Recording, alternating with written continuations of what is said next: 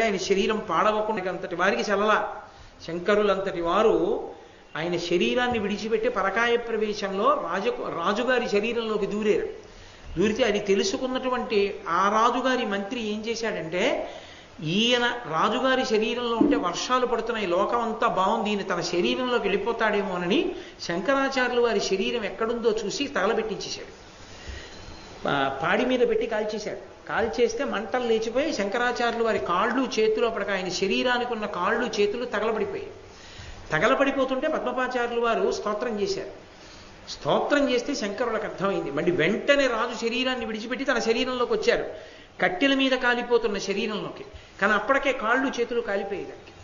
కాలిపోయిన శరీరంలోకి వచ్చి ఆ పాడి మించి కిందకి దిగిపోయి ఆ కట్టెల మించి లక్ష్మీ నృసింహ మమదేహి కరావలంబం, నరసింహస్వామి నాకు చేతులు కాళ్ళు ఇమ్మని మళ్ళీ స్తోత్రం చేశారు.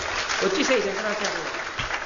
శంకరాచార్యులు వారిని లక్ష్మీ నరసింహస్వరూపం ఎన్ని మాటలు కాపాడిందో.